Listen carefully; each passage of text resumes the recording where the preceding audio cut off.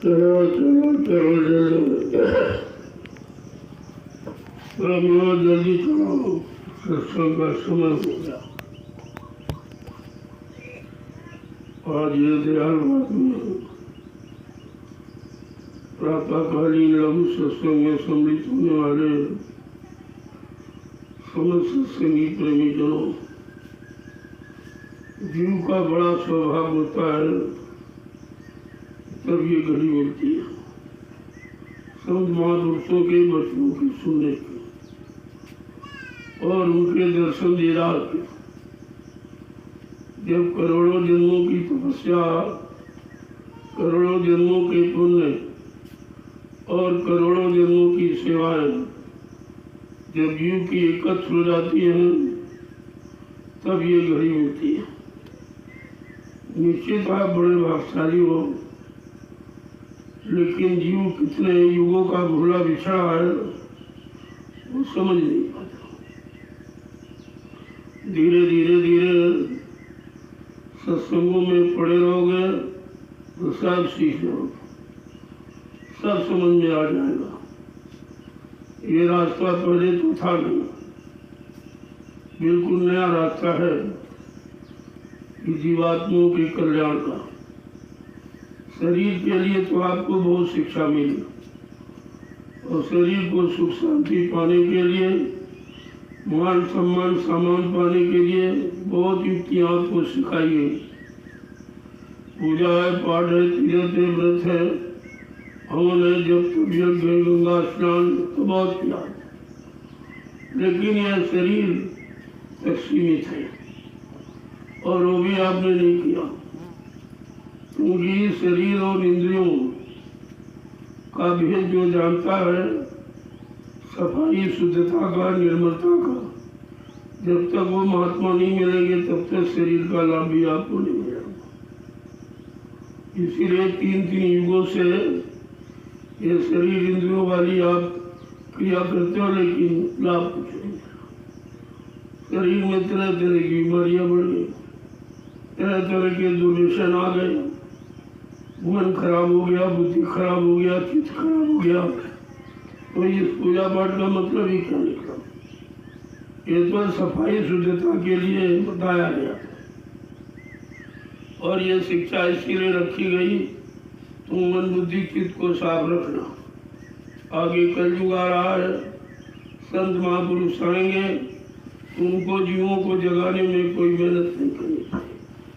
अगर हम सब लोग पाक साफ निर्मल पवित्र मिलते तो तभी काम आपका हो गया था। अब ये गंदगी कैसे निकले, ये उसी का प्रयास हो रहा है, सत्संग वचनों द्वारा, सेवाओं द्वारा और सुमरन जान। ये तीन ही क्रियाएं हैं जिनसे आप का मन पाक साफ निर्मल पवित्र हो सकता है। और गुरु की प्रेरणा, गुरु की दया जब मिल जाएगी तो ये सब और सरल हो जाएगा, क्योंकि जीव के बस की बात नहीं है, लेकिन जो बस की है वो भी आप नहीं करते हो। तो कम से कम आदेश का पालन तो करो। आदेश पालन में डांट फटकार ये सब सुधारने के लिए होता है। डांटा उसी को जाता जो अपना होता है, जो डांट को सुनता है, सुन करके उस पर अमल करता है, उसी को डांटा। डांटना भी एक दया है, ये भी एक दया है कि किसी तरीके से आपको पाक साफ निर्मल बना दिया जाए। उसके लिए कितना साबुन लगाया जा रहा है, तरह तरह का डांट का, फटकार का, बीमारी का, मतलब यानी बदनामी का और ये गरीबी गरीबी का, ये सब साबुन है। तीन तरह का साबुन लगाया कि किसी तरह से मनसा वाचा कर्मणा किए गए पाप, बुरे कर्म कैसे हटेंगे, कैसे मिटेंगे, कैसे छूटेंगे, उसी का ये सब प्रयास किया जा रहा और आप उसी प्रयास में इधर उधर हो जाते हैं। जरा देखो, दो तरह के कुत्ते होते हैं, एक पालतू कुत्ता है, कोई इधर उधर खा गया, जो इधर उधर खाया उसको डांटो फटकारो फट लग जाता है।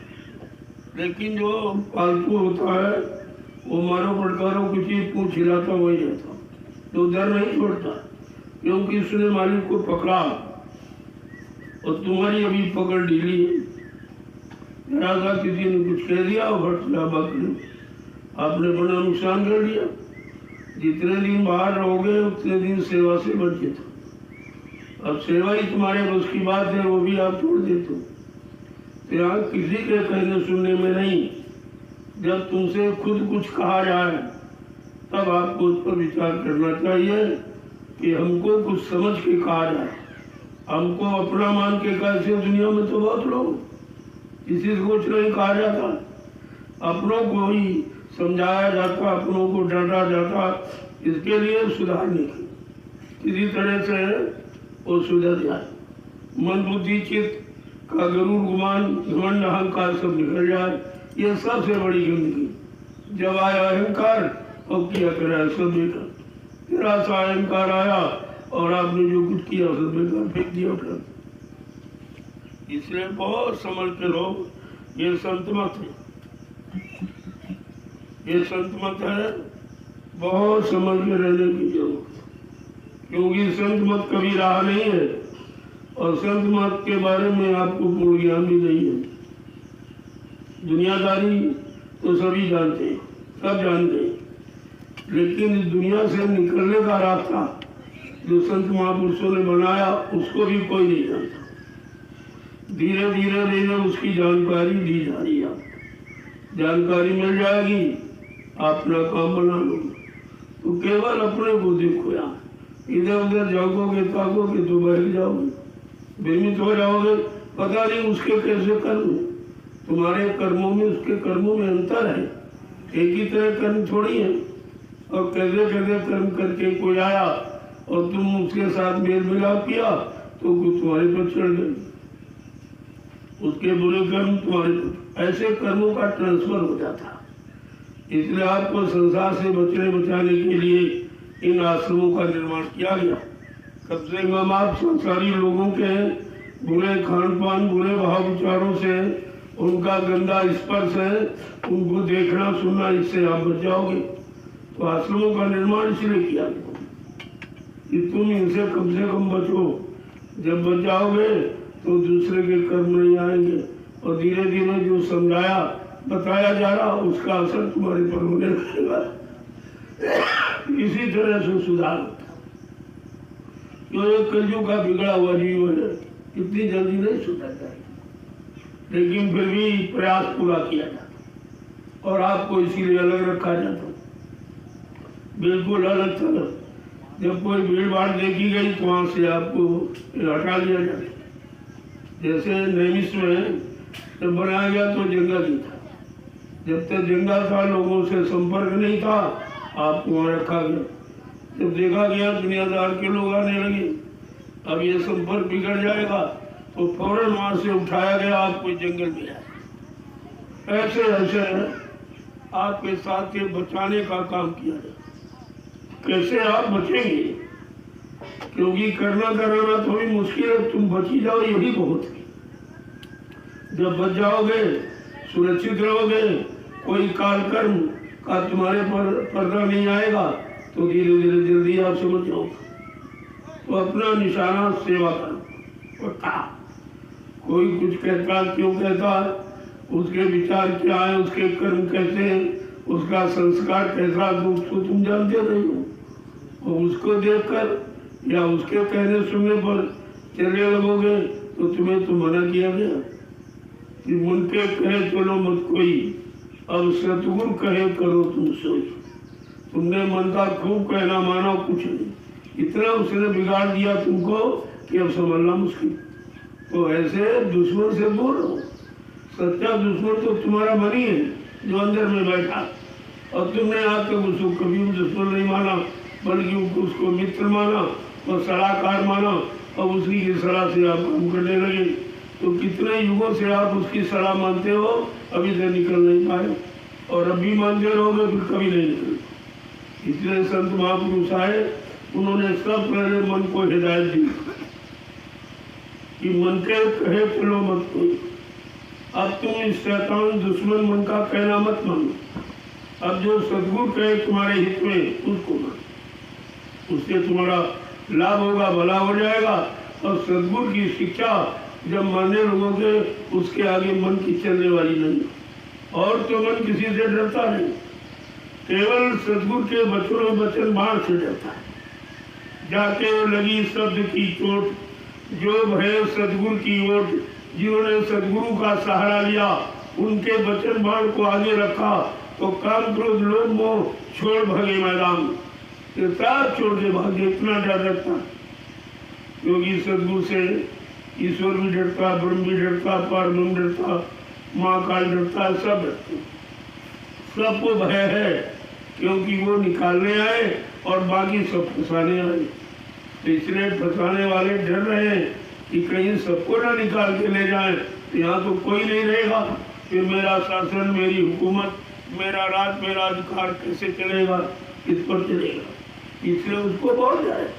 लेकिन अगर आप सदगुरु के वचनों को पकड़ के रखे तो फिर तुम्हारा कुछ नहीं कर सकता, कुछ भी नहीं कर सकता तुम्हारा। और जहाँ तुम वचनों से अलग हुए और उसको मौका मिला और फट से सवार हो जाए, फिर आप वहीं चले जाओगे जहाँ से निकल के आए थे। तो आपको सोचना चाहिए कि हमारा कितना समय निकल गया, अब हम फिर वहीं पहुँच गए, जहाँ से निकल के आए थे वहीं फिर पहुँच गए। ये है काल की चाल, वो तरह तरह की चालें चलेगा, आपको जल्दी टिकने नहीं देगा, क्योंकि उसको जानकारी हो गई ये सदगुरु लेने के लिए आए हैं, तो इसीलिए किसी तरह से जीवों को भरमाओ, इनको भटकाओ, इनको तरह तरह का लोभ और लालच हो, इनके अंदर ये सब भाव पैदा कर दो कि सदगुरु के वचनों को नहीं सुनना, उनकी शरण में हम नहीं रहना है, उनकी कोई भी बात नहीं माननी, और उनके द्वारा दिया गया नाम की युक्ति उसकी कोई हम मतलब कमाई नहीं करना, नाम को लेना ही नहीं, ऐसे तुम्हारे अंदर भाव पैदा कर देगा और तुमको शरण और तेरों से अलग कर देगा। इसलिए बहुत सावधानी से यहाँ तुम सोच समझ के चलना। भोजन धार बहे गहरी, गुरु बिन कैसे पार उतरना, यहाँ तुम सोच समझ के चलना। तरह तरह के टेढ़े मेढ़े रास्ते बना रखे, इसलिए तुमको भरमाने भटकाने के लिए, और जहाँ उधर उन रास्तों में आप गए तो भटक जाओगे, अपना सच्चा रास्ता छूट जाएगा जो आपको दिया गया है। ये नामदान नाम युक्ति है, ये इससे आप घर पहुँचो, इससे भगवान नहीं मिलेगा, इससे आपकी मन बुद्धि चित्त साफ होगा और अपने घर के बीच की जो मंजिलें उनको आप तय कर सकोगे।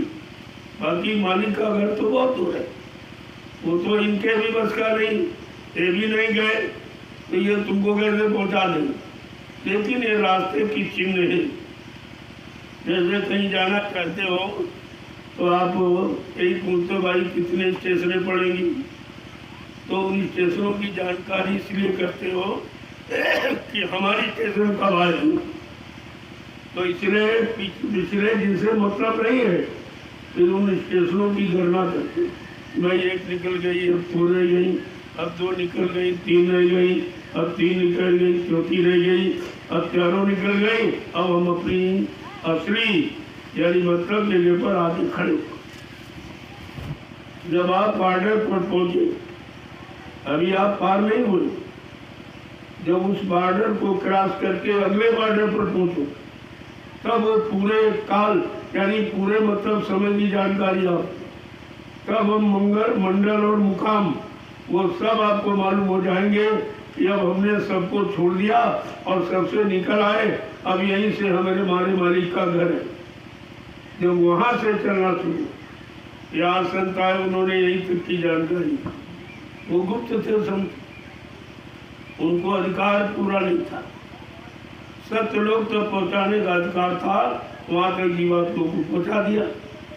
लेकिन सत्य लोग भी आवागमन है, वहां से भी संत आते जाते रहते, और तुम्हें आवागमन से मुक्त होना है तो कहा जब तक अनामी धाम नहीं पहुंचो।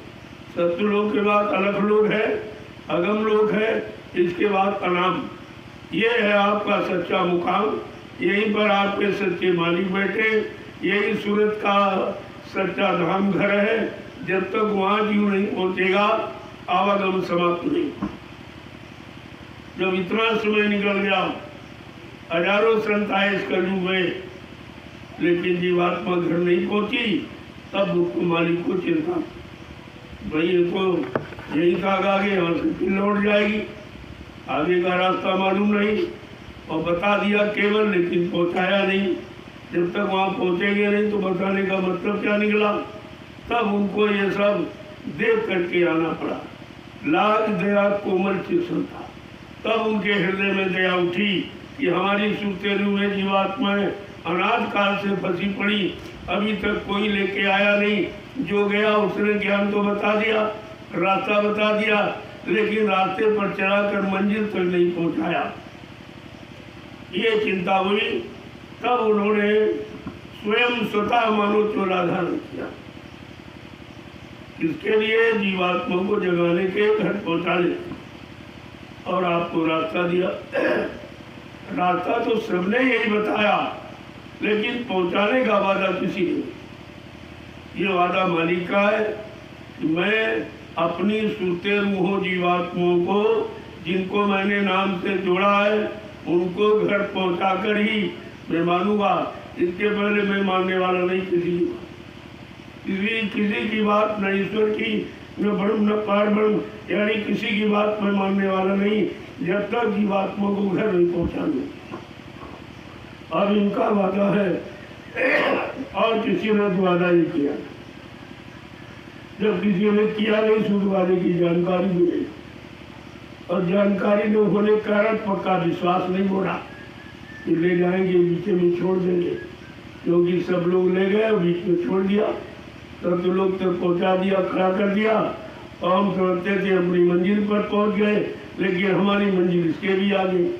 ये तो अनामी धाम का पूरा क्षेत्र है, सत्यलोक से लेकर अलग खगम और नाम तक ये पूरा क्षेत्र, ये पूरा क्षेत्र है। सत्यलोक तो पहुंचाया संतों ने, लेकिन अनामी धाम क्योंकि जितना जिसको अधिकार होगा सत्पुरुष का, उतना ही वो काम करे। तो तुम्हारी इच्छा से, तुम्हारे लेने देने से नहीं कुछ होगा। इसलिए जब कोई काम नहीं हुआ और जान लिया गया, और जब कलयुग के जीव सबको भूल भी गए, गुरु को भूल गए, संतों को भूल गए, सदगुरुओं को भूल, तब परम संत अनामी महाप्रभु को स्वतः मानव चोला धारण करके आना पड़ा, और जीवात्माओं के साथ पक्का वादा किया कि तुम इधर उधर भटको मत, मैं लेने आया हूँ, लेके ही जाऊँगा। अब से ले जाने में कोई हमको परिस्थिति स्थिति बनानी पड़े, कोई लीला है, कोई खेल है, कोई करिश्मा है, कोई चमत्कार है, ये कुछ भी कहना पड़े, करना पड़े, लेकिन लेके जाओ। और तुमको यही विश्वास होना चाहिए। कहते कर विश्वास, समझ ले अपी, अरे विश्वास कर ले और समझ ले कि अब तेरा काम होने वाला, अभी तक नहीं हुआ। अब जीव बेचारा भटका हुआ है, जरा सा कोई इधर उधर की मार पड़ी तो भटक जाता। अरे संसार को मार लगाने वाला ही है, ये कौन संभाल करने वाला तुम्हारी? ये तो मार, इसका काम ही है मार लगाना। काम की मार, क्रोध की मार, लोभ की मार, अहंकार की, ईर्ष्या राग द्वेष की, उसकी ऐसी विकट मार, उससे बचना बड़ा मुश्किल है। जहाँ पर दया भई सदगुरु की, वही हुए निहाल, और बाकी फंसे काल के जाल। जिन पर सदगुरु दयाल की महान कृपा दया होगी वो तो बच सकता है, अन्यथा बचना मुश्किल है। जब रामकृष्ण नहीं बच पाए, जिनको तो भगवान दे, वो भी नहीं बच पाया, वो भी फंसा रहा, और उसकी भी मौत किस तरह की, जैसे अकाल मौत पे चले, वो भी प्रेत योनि में चले गए। उनकी भी सवाल करने वाला उनका गुरु तो संसारी गुरु था, रात पाट धन दौलत मान सम्मान दिलाने वाला, तो वहाँ से मिला। इसके बाद आगे का गुरु मिला नहीं, तो रास्ता नहीं मिला, ये सब के सब बटे, कोई नहीं पहुँचा। तो कितनी बड़ी बात, कोई पहुँचा ही नहीं। आप पहुँचे तो सत्लोक तो पहुँचे ज्यादा क्या, इसके आगे नहीं। और आपका असली घर है आराम था। जब तक वहाँ से कोई इधर नहीं आएगा लेने के लिए, तब तक जीवात्मा घर नहीं जा सकता, तब तक उसका आवागमन समाप्त नहीं हो सकता। तो आपको ये सब जानकारी सत्संग के माध्यम से दी जाती है। धीरे धीरे धीरे धीरे अब तो हम आपको उतना ही बताते हैं जितना तुम याद करते, ज़्यादा बताएंगे तुम भूल जाते हो, तुम्हारी याददाश्त बहुत कमज़ोर है। इन बच्चों को आप पकड़ नहीं पाते हो क्योंकि तुम्हारी आदत काल के सामान के पकड़ने की, काल के बच्चों की पकड़ने की। कोई कहानी सुन ले तो बहुत याद रहती और दूसरों को भी सुना दे तो और कभी नहीं भूलते हो, लेकिन सत्संग वचन याद नहीं रहेंगे क्योंकि ये काल के नहीं दयाल। अरे दयाल के बच्चों के लिए आपने जगह नहीं बनाई, पहले जगह बनाओ तभी तो वो रुकेंगे। कहा जगह के लिए क्या करना, कहा भाई ये गंदगी हटानी, गंदगी में उनके बच्चे नहीं ठहरेंगे, नहीं रुके। तो आपको गंदगी हटानी, कल गंदगी भाई कैसे हटाएं, कल गंदगी हटाने का असली रास्ता तो भजन है, लेकिन कलयुग का जीव भजन कर नहीं पाया क्यों, तामस से भजन नहीं हुई। जब तामसी आहार, तामसी विचार, तामसी क्रियाकर्म है तो फिर ये कलयुग का जीव बेचारा कैसे करेगा। तो इस कलयुग के जीव पर मेहरबानी की गई कि चलो इसको सेवा में लगा, सेवा के द्वारा ये अपने किए गए कर्मों की गंदगी हटाएगा। और कौन सी सेवा, परमार्थी से। वैसे तो सभी लोग सेवा करते हो, परिवार की, बाल बच्चों की, देश की और मतलब समाज की, लेकिन उसमें जीवात्मा के कल्याण की कोई सेवा नहीं है। वो तो शरीर इंद्रियों से किया, मन बुद्धि चित्त को लेकर, तो वही तो वो सीमित रहेगी। इसलिए संत महापुरुषों ने परमार्थी सेवा आपके लिए रखी। परमार्थी सेवा क्या है, जिस सेवा से तुम्हारा कोई स्वार्थ नहीं, करोगे रोज लेकिन स्वार्थ आपको, पहली बात तो ये। दूसरी, तुम्हारी सेवा से जो चीज़ बनेगी, जैसे उदाहरण के लिए आप यहाँ बैठे हो, ये आपकी सेवाओं का फल, जो तुमने शरीर से और कारी कमाई से जो भी और अन्न की सेवा देकर जो आपने किया और प्रेमियों ने सब बना के तैयार किया, ये आपकी परमार्थी सेवा है। ये तो जब तक रहेगी और जब तक जीव आते जाते रहेंगे तो बैठ के भजन करेंगे, सुमरन ध्यान करेंगे, सेवा करेंगे, सत्संग सुनेंगे, तो उनको परमार्थी लाभ मिलेगा और उस लाभ का लाभ आपको मिलेगा क्योंकि आपने व्यवस्था बनाई। अगर व्यवस्था न बनती तो लोग लाभ कैसे उठाते। तुम्हारी कितनी बड़ी व्यवस्था, देखो 15 बीघे का वो कितना अच्छा बना के तैयार किया और इसकी समझ में नहीं आया, अपना घर चला गया, बिगाड़ के रख दिया सब। अरे तुझे जिम्मेदारी दी गई रहने की कि भागने की, भागने की जिम्मेदारी दी गई, रहने की जिम्मेदारी, और जो भी वहाँ बिगड़ जाएगा वो तेरे नाम लिखा जाएगा। तूने व्यवस्था पकड़ी और संभाली, फिर तू छोड़ के क्यों चला। व्यवस्था व्यवस्था है और तो तुम कर ही कुछ नहीं सकते हो, और जो करते थे वो भी आपने बंद कर दिया। जरा सा जब आया अहंकार किया करा, सब देखा और उसने आपको बढ़िया मेट कर दिया। ये सब समझना चाहिए। करना तो बड़ा कर तो नहीं बोलोगे, लेकिन रख नहीं पाओगे। रखना बहुत मुश्किल है क्योंकि रखने की भी जगह नहीं बनी है। और काम क्रोध लोभ मोह अहंकार तो सवाल है ही, वो तो चाहते हैं कि बिगड़ो तुम, बांटो, हमको स्थान मिले, हमको जगह मिले, हम अपना काम तुमसे कराएं। लेकिन जिसने वादा किया है वो अपना काम करके ही मानेगा। कैसे कहाँ जाओगे तुम भक्ति, तुम्हारे रहने का कोई ठिकाना नहीं। जहाँ जाओगे वहाँ मार पड़े, जहाँ जाओगे वहाँ बिगाड़ने वाले बैठे, सब लूटने वाले बैठे, तुमको लूट लेंगे। इतने दिन से तुम लुटाते रहे, नहीं समझ पाए और फिर तुम लुटाने के लिए वहाँ पहुँच गए। कम से कम सोचना चाहिए, जिस जगह से आए थे उस जगह का तो अनुभव आपको है ही, और फिर वहाँ अगर जाओगे तो कौन सा अच्छा लाभ तुम्हें मिल जाएगा। जो आपने किया उसे बिगड़ जाएगा। इसलिए इसको संभाल के रखने की जरूरत है। इधर उधर किसी की मत सोचो। जब तुमको अधिकार दिया गया रहने का, काम करने का, संभालने का, सुरक्षा का, तो तुमको अपने अधिकार से अलग नहीं होना चाहिए। और अधिकार ही तुम्हारा परमार्थ है, और तो परमार्थ कुछ हो ही नहीं सकता। वो परमार्थ मिला वो भी आपने इधर उधर कर दिया, तो तुम्हें सोचना चाहिए। ये तो बहुत बड़ी संगत है। परिवार में 4 लोग होते आपस में नहीं बनती है। यहाँ तो करोड़ों है, करोड़ों मुख है।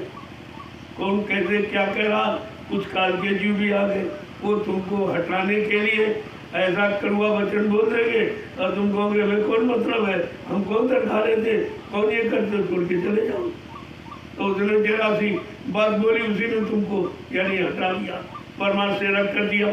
तो तुम्हें ये सोचना कि हम जो किस काम की सेवा के लिए आए हैं, तैनात किए गए, हम अपनी सेवा पर एकदम मुकर्रर हैं।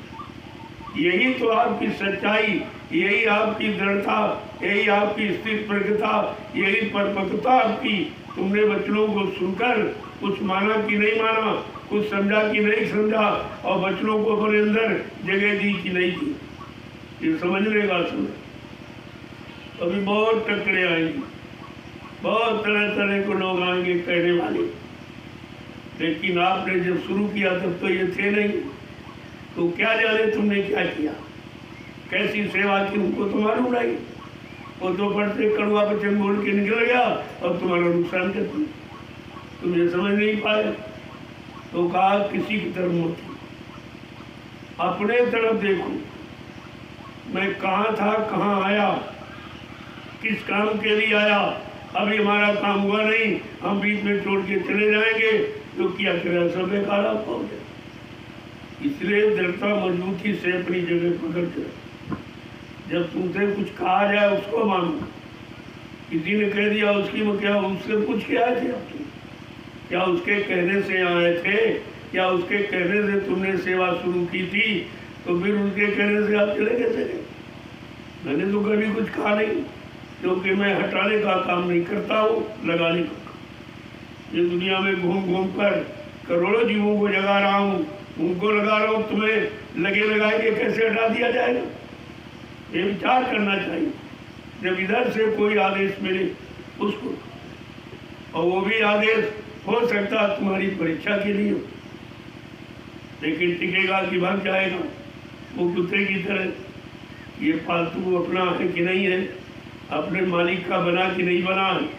तो मालिक का बन जाएगा तो डांट फटकार मार कुछ भी पड़े, मुँह छिलाएगा, सर नहीं छोड़ेगा। वो ये पहचान है, ये मतलब अब मालिक का है कि ये संसार वाला आ गया, कोई इधर उधर वाला आ गया, उसको फट से धर को भर गया, क्योंकि उसने कोई डर नहीं पकड़ा। उनको बंदर, बंदर मतलब कोई बंदर जाति नहीं थी, बंदर राम के दर का वो बन गया हनुमान, उसका देखो नाम, वो बंदर नहीं था, वो बन गया उनके दर का, उनके दरबार का, उनका भिखारी बन गया। और जो कुछ उनके पास था, जहाँ तक ज्ञान शक्ति, वो उसको दे दी और शरीर से काम करवा दिया। आत्मा बेचारी उसकी भी रहेगी, न उनकी जगी न उनकी जगी। तो ये सब तीन तीन युगों से ये सोने सुलाने वाला तो काम किए जा रहा, सब जीवात्माओं को सुला दिया गया, वो बेचारी चुपचाप बैठी, उसके बारे में कोई चर्चा नहीं करता, उसके लिए कोई कुछ कह ही नहीं रहा। जो भी चर्चा हो रही मन बुद्धि चित्त के लिए, शरीर और इंद्रियों के लिए हो रही, कि राज मिल जाए, पाठ मिल जाए, धन मिल जाए, दौलत मिल जाए, औरत मिल जाए, पति मिल जाए, बच्चे मिल जाए, इसके अलावा कुछ नहीं। और ये जो मिलेगा वो तुम्हारा है ही नहीं। यही बात तुम भूल गए कि हम तो नंगे केले आए थे, ये सामान किसी का दिया हो, किसी के दिए हुए सामान पर मेरा कोई अधिकार नहीं। बुद्धिमानी ये है कि उससे अपना काम बना लो, ये समझ कर ये किराए भाड़े में मिला, और जब वो चाहेगा अपना ले लेगा। और आप देख रहे हो ले ही रहा, कुछ नहीं कर पा रहे हो। किसी की पत्नी छीन ली, किसी का पति छीन लिया, किसी का भाई बेटा बाप छीन लिया, और तुम रोते रह जाओ, कुछ नहीं करते। अगर तुम्हारा होता, तुम्हारे अनुसार जाता, तुमसे पूछ के जाता, चलो चला भी गया था तो कोई खबर चिट्ठी आपके पास में, ये तो कुछ हुआ नहीं आते, और फिर भी नहीं समझ पाए। जब वो चले गए, लौट के नहीं आए, तो तुम क्या लौट के आ जाओगे? वो कुछ लेके नहीं गए तो तुम क्या कुछ लेके चले जाओगे? यही परमार्थी सेवा ही तुम्हारे साथ है, जो तुमने देश दुनिया के लिए किया। यहाँ की सेवा छोटी मोटी सेवा नहीं है, आप देखते जाइए, धीरे धीरे सब ये धरती सबको बुला लेगी, क्योंकि धरती में कशिश है, शुद्धता पवित्रता है, वो ऋषि मुनियों की, जो उन्होंने यहाँ पर तपस्या करके इसको पावन पवित्र बनाया, लेकिन उनको उसका लाभ नहीं मिला जमीन का। वो लाभ छोड़ के चले गए। जब गोस्वामी जी महाराज कलयुग में आए तब उन्होंने इस नैमिषारण्य की पावन पवित्र भूमि का लाभ बताया कि तीरथ वर नैमिष विख्याता अति पुनीत साधक सुखदत्त। ये अत्यंत पावन पुनीत है, लेकिन धरती का लाभ किसको मिलेगा? कहते पंडा पुजारी को नहीं, बड़े साफ शब्दों में कहा साधक सुखदाता, साधकों को सुख शांति प्रदान करने वाली है। जब किसी संत के साधक नाम की साधना करने के लिए आएंगे, उनको इस भूमि का पूरा लाभ मिलेगा। तो बाकी तो तमाम गांव बस गए, शहर बस गए, लेकिन लाभ पूछे और लाभ नहीं उनको मिला और ना उनको मिलेगा, और वो न पाने के लायक भी। कितना आप पढ़ो, कितना यहाँ सुनाया गया, कितनी तरह तरह की सब मतलब इनको मदद, इनको सहयोग, इनके घर तक प्रसाद पहुँचाया गया, लेकिन इनकी बुद्धि में कोई।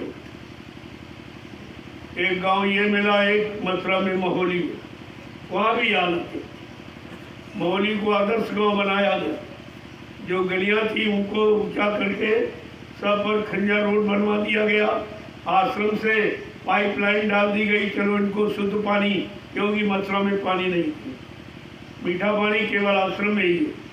वहाँ से भेजा गया।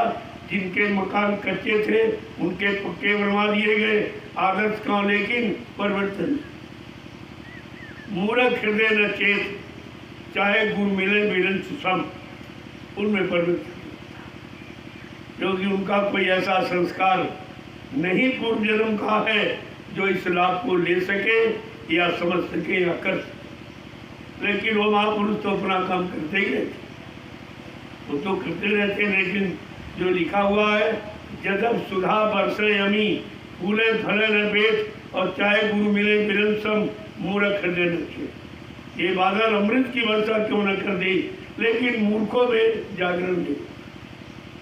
उनका कोई संस्कार अच्छा नहीं है जो इस बात को समझ सके या सुन सके या ले सके या लेकर अपना कोई आत्मिक कल्याण कर सके। देने वाला तो देता ही, लेकिन लेने वाला भी तो होना चाहिए।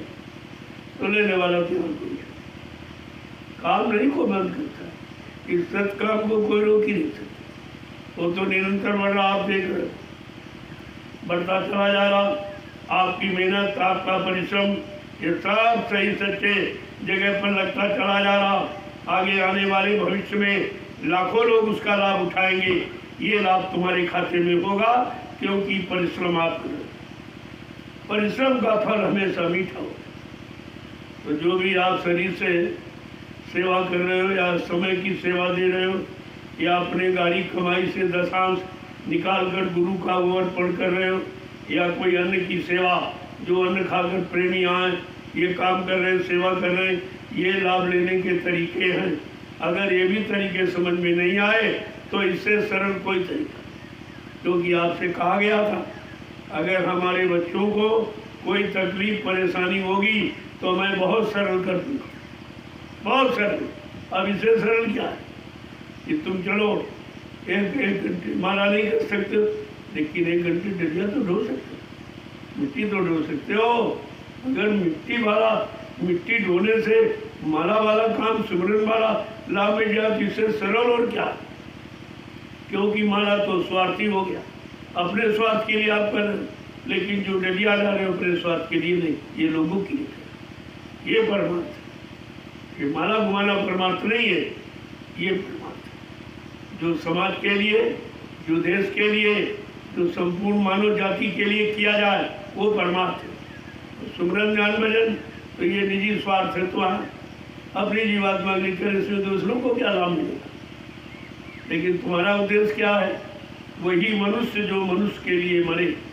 मरना तो है, लेकिन वो काम करके मरो जिससे लाखों मनुष्यों का काम होता रहे। इससे बड़ा कोई सेवा और कोई काम नहीं।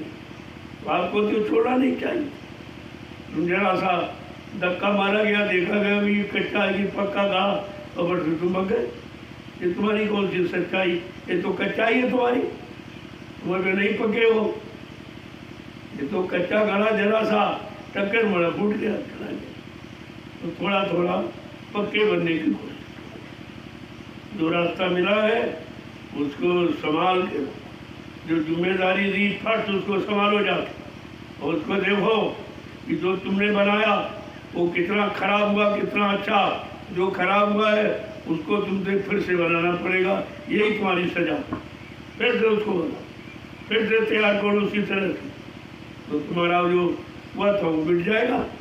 लेकिन बार बार यही करते रहोगे तो फिर लाभ कब लोगे?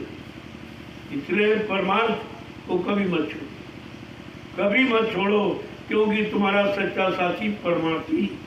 इसके अलावा और तुम कुछ कर ही नहीं सकते। जो बहुत कमजोर है कलयुग का, बेचारा कुछ नहीं कर सकता है और बहुत गंदा है कि साफ भी नहीं हो सकता। तो ये गंदगी कैसे हटेगी?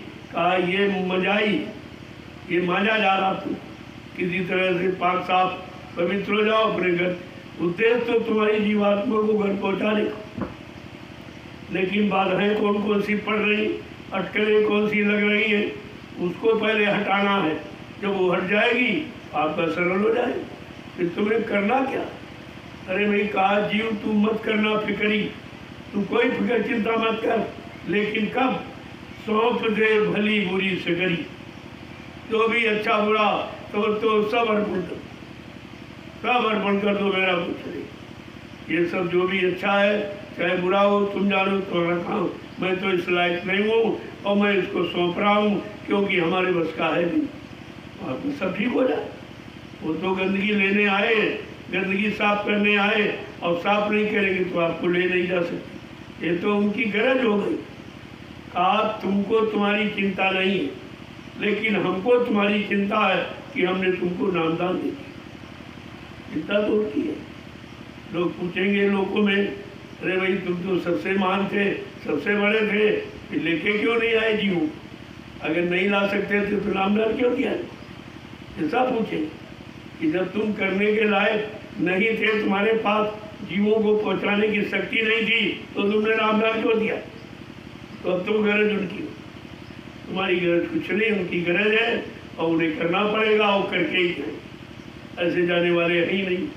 लेकिन कम से कम परमार्थ की सेवा करके अपनी सफाई कर लो, तो उनको कम मेहनत करनी, वो जल्दी से आपको जगा के देंगे। इसीलिए सब कराया जा रहा, इसीलिए जमीनें बढ़ाई जा रही कि भाई जब जमीन बढ़ेगी तभी तो आप सेवा करो। तो कहाँ सेवा?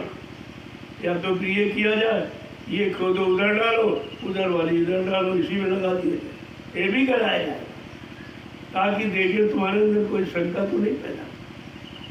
एक बार ऐसा ही हुआ था, एक छप्पर छाया गया, कहा भाई चलो एक छप्पर बना। फिर मेरे को बड़ी खुशी, सेवा मिल गई, सेवा मिल गई, सेवा एकदम झटपट बना के आते। कहा ऐसा करो, यहाँ तो बनाया है, यहाँ से उठा के वहाँ ले चले। अपने बड़े जोश में तो भाई ले चले। फिर कहते रहे नहीं, इससे तो वही जगह अच्छी थी, वही ले चले। ऐसे 5 बार कराने में सबके मन की, सब कहने अरे गुरु पागल हो गया है, इसकी बुद्धि खराब हो गई, ये कह रहा है आले चलो आले चलो आ। फिर लोग आदेश नहीं मानते, घसीटने, तो छप्पर गया टूट। जब टूट गया तो कहा नहीं नहीं उसको वहाँ ले चलो। अब किसी तरह पहले उठाते थे, फिर घसीटते थे, क्रोध में गुस्से में कि ये क्या पागलपन है, यहाँ उठाओ वहाँ उठाओ वहाँ उठाओ, यहाँ रखो वहाँ रखो, तो मतलब वहाँ नहीं। तो वहाँ पहुँचाए बड़ी मुश्किल से समेट कर। कहा नहीं भाई यहाँ नहीं, वहीं रहे तो जहाँ छाया गया। और क्रोधी हो गए, देखो अभी मतलब नहीं मान रहे, जब तक टूट गया तभी नहीं मान रहे, तो यार बड़े क्रोध में घसीट करवाने गए। कहा ऐसा करो, इसमें आग लगा दो। अब चल गया तो क्रोध इतना बढ़ गया प्रेमियों में कि गुरु का स्थान, श्रद्धा सेवा भाव प्रेम सब खत्म, क्योंकि सबके अंदर शंका पैदा हो, ये क्या ये क्या। लेकिन जब सत्संग सुनाया, कहा बच्चों तुम्हारा बहुत बड़ा काम, तुम्हारे 5 जन्मों के कर्म जल गए। 5 जन्मों के कर्म तुम्हारे जल गए।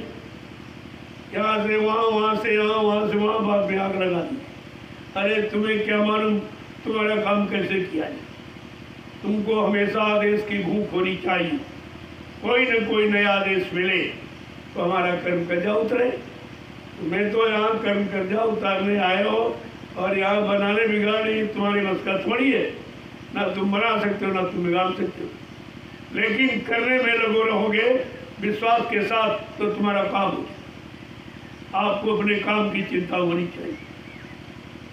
तो इसलिए मालिक से ऐसी प्रार्थना करो कि हमको सद्बुद्धि सद्ज्ञान, हमारे मन बुद्धि चित्त को रोक दो, अपने चरणों में लगा दो। क्योंकि मैंने सब जगह लगा के देखा, पत्नी में, पति में, बच्चों में, समाज में, यानी खेत में, खलिहान में और दुकान में, मकान में, सब में लगा के देखा कि मेरा कुछ नहीं। और जो था समय और घड़ी वो भी चली गई, जो शरीर की शक्ति ताकत वो भी चली गई, कुछ नहीं बचा, सब खत्म हुआ और बदले में कुछ नहीं मिला। तो महापुरुष कहते हैं तुमको अपनी प्रार्थना का रुख बदलना चाहिए। अब प्रार्थना कोई ऐसी मत करो जिससे कोई काल का सामान मिले फिर तुम फंस जाओगे। ये इधर का कुछ मत करो। क्या मांगो तो जरा महापुरुषों के वचन सुनो। कहते हमको तो किताब की जरूरत नहीं है, लेकिन फिर भी आप में विश्वास नहीं, पता नहीं कि अपने मन से गढ़ कह रहे हैं कि और किसी ने भी कहा। तो संतों की वाणी तो जरा सुनिए क्या क्या कहा उन्होंने और हमें आपको क्या करना है, उनसे दया पाने के लिए क्या करना है, ये सबसे पहले आप तो कैसे आपको प्रार्थना करनी चाहिए। निज चरणों का दरस करा दो गुरु,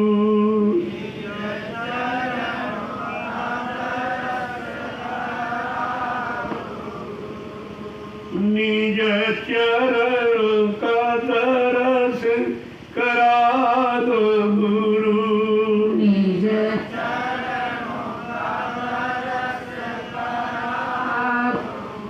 दो, मुझे प्रेम दीवानी बना दो गुरु, मुझे प्रेम दीवानी बना दो। वो बिल्कुल उल्टा है। आप विषयों के दीवाने हैं, उसी में फंस के कहते नहीं हमको अपने प्रेम का दीवाना बना। जैसे मीरा को बना दिया, सरजोबाई को बना दिया, चरणदास, नावादास, हजारों संतों को फिर आपने दया कर दी बना दिया, ऐसे हमको भी अपने चरणों का दास बना और कुछ नहीं। आगे क्या कह रहे हैं कि जगत जाल से दूर हटा कर, जगत जाल से दूर हटा कर, जगत जाल से दूर हटा कर, जगत जाल से दूर हटा कर, मुझे शीशे में दरस करा दो गुरु, मुझे शीशे में दरस करा दो गुरु, निज चरण का दरस करा दो गुरु, निज चरण का दरस करा दो गुरु, मुझे प्रेम दीवानी बना दो गुरु, मुझे प्रेम दीवानी बना दो। देखो कैसी मांगे साधक, ये सच्चे प्रेमी जो आत्म प्रेमी, शरीर इंद्रियों के नहीं, आत्म के, आत्मा का कल्याण किसको। संत महापुरुषों के शरीर इस पर से भी काम बन जाता है, मन शांत हो जाता है, मन विषयों से अलग हो जाता है। संसारी व्यक्ति का अगर साथ करो तो भोग जगता है, काम करो लोग में प्रबल हो जाते। अगर कोई मिल जाए महापुरुष, उसका स्पर्श तरस मिल जाए तो यह सब आपका कम हो जाता। आगे क्या कह रहे हैं कि कुल कुटुंब से दूर हटा कर,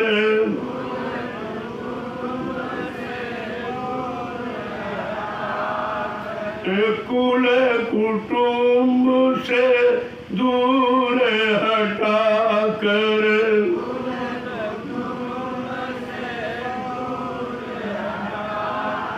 मुझे सहस कमल दर दिखा दो गुरु, मुझे सहस कमल दिखा दो गुरु, निज चरणों का दर्शन करा दो गुरु, निज चरणों का दर्श करा दो गुरु। कहते कुल कुटुंब परिवार में फंस कर रह के बहुत देख लिया, कुछ सबने बहुत लूटा पीटा, लेकिन समझ ये नहीं आया, क्योंकि हम उनको अपना मान बैठे और अपना मान कर अपनों की मार खाई, और फिर भी समझ में नहीं आया कि कितनी मार इन्होंने की, इस शरीर की शक्ति और समय खत्म कर दिया, और जो शरीर से कमाया वो भी ले लिया, तुम्हारे पास क्या बचा। कहते इसे हटा के मुझे सहस कमल था, यानी जो असली शुरुआत है जीवात्मा के उद्धार की, ये पहला स्थान है। अब आप यहाँ पहुँचा दो, ये स्थान छोड़ा दो, जो काम क्रोध लोभ मोह अहंकार के स्थान बने इनमें फंस गया, इनसे अलग करा, मुझे सहस कमल पहुँचा दो और मैं वहाँ पहुँच जाऊँगा, ये पीछे कदम छूट जाएगी। ऐसे तो छूटने वाला है नहीं। आगे क्या कह रहे हैं कि घंटा शंख सुना कर मुझी को, मुझको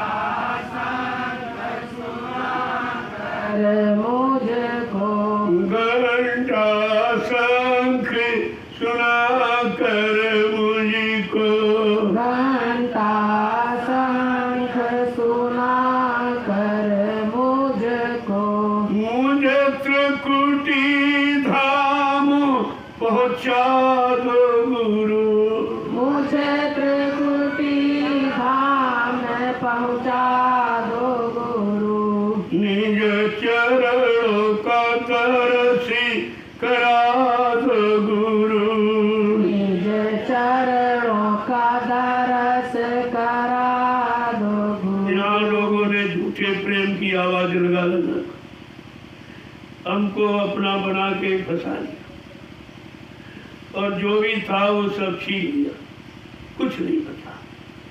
ये जागी हुई सूरत कहती है, सोई वाली बेचारी क्या है, कहा यह सब कुछ मेरे साथ था, अब मैं यहाँ से समझ चुकी हूँ, जान चुकी हूँ, यहाँ मेरा कोई नहीं है, कोई सहयोगी नहीं है, कोई किसी तरह की मदद करने वाला नहीं है। अब ऐसा करो, मुझे वो आवाज़ सुना दो, ताकि आवाज़ सुनकर मेरा मजबूती चित्त उधर की तरफ चले, इधर छूट जाए और उधर की शुरुआत हो जाए। आगे क्या कह रहे हैं कि गगन शिखर का दर्शी करा कर, गगन शिखर का दर्श करा कर, गगन शिखर का दर्श करा कर, गगन शिखर का दर्श करा कर, मुझे 10वां द्वार बता दो गुरु, मुझे 10वां द्वार बिठा दो गुरु, मुझे 10वां द्वार लखा दो गुरु, मुझे 10वां द्वार लखा दो गुरु, निज चरणों का दर्श करा दो गुरु। निज चरणों का दर्श करा दो गुरु। अब वो जब जाग गई है, समझ गई है, तो यहाँ बिल्कुल रहना नहीं चाहती। कहते हमें गगन सिखा, जो ये दोनों के ऊपर का वहाँ पहुँचा दो, तो नीचे का दिखाई नहीं देगा, तुम्हें भूल जाओगे धीरे, और बगैर इसको भुलाए और बगैर उधर चलाए काम बनेगा। तो उधर की तरफ हमें चलना सिखा दो कि वो अपने आप हम जा भी नहीं सकते, इतनी कमज़ोर है मैं उधर नहीं जा सकती। आप उधर की तरफ चलना सिखा दें और इधर तरफ छोड़ना सिखा दें, ये दोनों काम आप कर सकते हैं। मैंने सब जगह देख लिया, सबको साथी बना के देख लिया और सबके साथ रहकर सबका काम करके देख लिया, लेकिन मेरा उसमें कोई सुख शांति नहीं मिली। आगे क्या है? ईमान सरोवर करम धुला कर, मान सरोवर करम धुला कर, मान सरोवर करम धुला कर, मान सरोवर करम धुला कर, मुझे हंस स्वरूप बना दो गुरु, मुझे हंस स्वरूप बना दो गुरु, निज चरणों का दरस करा दो गुरु, निज चरणों का दर्श करा दो गुरु। कहते जितनी भी ये गंदगी है ये मानसरोवर में पहुंचा के धरा, क्योंकि कर्मों की गंदगी लेकर मैं मालिक से नहीं मिल सकता, मिलने का आदेश भी नहीं है। जब तक कर्मों की गंदगी रहेगी कोई भी जीव उधर जा नहीं सकता। तो कहा जब मानसरोवर पहुंचा दोगे तो स्नान करके अपने किए गए सारे कर्मों की सफाई। देव जी महात्मा ने तो कोई काम किया ही नहीं, लेकिन संग दोष ने किया, जो मन को साथी बना लिया। और जब संग दोष का कितना बुरा असर, जब जीवात्मा पाक साफ निर्मल जब वो गंदी हो गई तो तुम्हें तो गंदा होने में कितनी देर है। इसलिए इसका भी प्रभाव है कि तुम्हारा साथी कैसा, तुम्हारी रहनी गहनी किसके साथ, कैसे लोगों के साथ है, तुम्हारा खान पान किसके साथ, क्योंकि इसका भी दोष लगता है। सबसे बड़ा दोष भोजन का ही होता है। इसलिए मैंने आदेश किया था अपनी थाली लुटाना, अपना पाक साफ बर्तन, तो उसमें जब भोजन करोगे उसका असर है। ये प्लास्टिक के बर्तनों में तो गंदे हैं ही, तो भोजन भी गंदा हो जाता, इससे भी तरह तरह की बीमारियां आ जाती। इसलिए अपना थाली लोटा अपने, अपना जूठा न दो न किसी का खाओ, क्योंकि इनमें भी दोष है। वो असर वो बीमारी तुम्हारे भी आ सकती। देते नहीं डॉक्टर, जो मरीज को छूता है तो दस्ताने पहनता और तुरंत दस्ताने उतार के साबुन से हाथ धोता कि कहीं इसके बीमारी रोग के कीटाणु हमारे न लग जाए। इतना बड़ा असर प्रभाव होता है। इसलिए आपको ये सब हिदायत दी जा रही, अपना वस्त्र किसी को, क्योंकि हो सकता है उसके कोई बीमारी अंदर में वो कीटाणु वस्त्र में आ जाते, वो तुम्हारे हो जाएगी। तमाम तो आप ऐसे ही मोल ले लेते लोगों को, जानते हो नहीं क्या करना क्या नहीं करना, किसका खाना किसका नहीं खाना, किसके साथ भोजन करना किसके साथ नहीं, तुम्हें तो मालूम ही कुछ नहीं। इसलिए संत मत के प्रेमियों को बहुत सोच समझ के रहना चाहिए। पहले की गंदगी इतनी जमा हो तुम अलग नहीं हो पाए, और नित्य आप आस पास पड़ोस में भी गंदगी लाते रहोगे तो फिर कभी नहीं जा पाओगे। इसलिए समझने की कोशिश, जब तक बर्तन नहीं साफ होगा दया परोसी नहीं जाएगी, क्योंकि दया पाक साफ बर्तन की, तो ये बर्तन आपका साफ किया जाए, मांजा जा रहा। सत्संग बच्चों के द्वारा जो कानों से आपने बुरे शब्द, गंदे शब्द, अश्लील शब्द सुने, वो कान भी गंदे हो। अब ये संत सत्यानी वचन जब कान के अंदर से प्रवेश करके मन के पास जाएंगे तो कान को भी शुद्ध करेंगे, मन की गंदगी उतरेगी। तो तरह का लाभ सत्संग से होता है। ऐसे नहीं वाणी प्रसारित की जा रही, इससे आपको लाभ देने के लिए कहा जा रहा। ये लाभ कैसे मिलेगा, ये गंदगी कैसी, कोई सामान्य नहीं, कोई साबुन है, कोई मतलब यानी केमिकल उधर जा ही नहीं सकता। और यहाँ का कोई पानी वहाँ नहीं पहुँच सकता जहाँ तुम्हारे कर्मों की गंदगी रखी और ढेर सी पहाड़ों के पार इतनी जमा। अब आप सोचो उसको खत्म करना है तब कुछ तुम्हारा काम होगा, तो गंदगी को खत्म किया जा रहा और उसी में तुम तिलमिला उससे भाग जाते।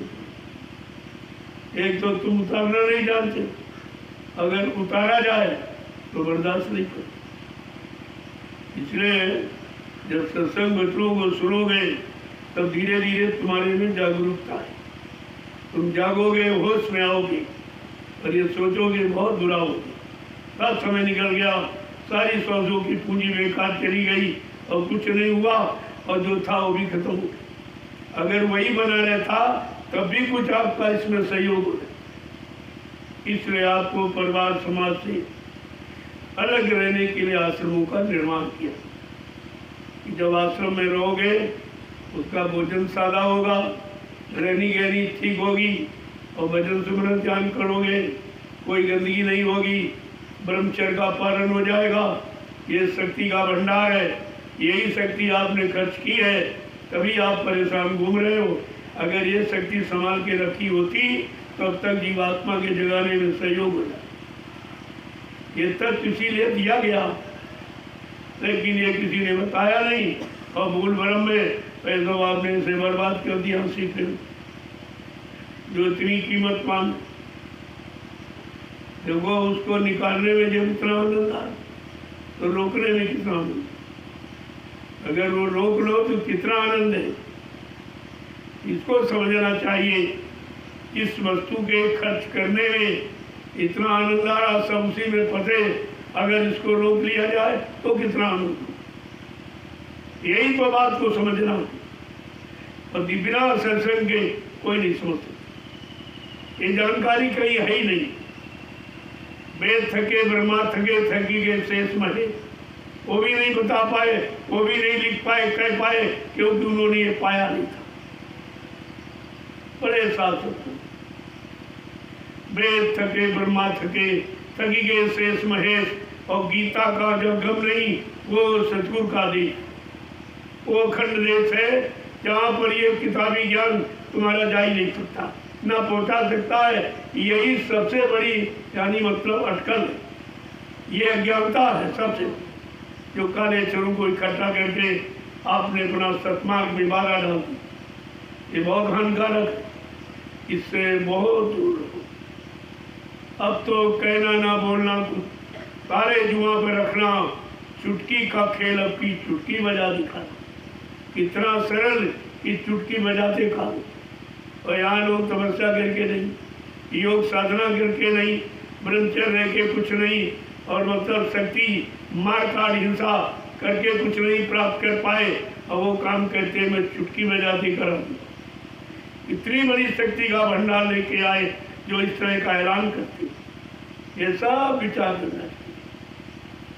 सत्संग का एक एक वचन पी जाओ, ये अमीर रस है, अमी घूट है, इसको इससे सारा जहर उतर जाएगा।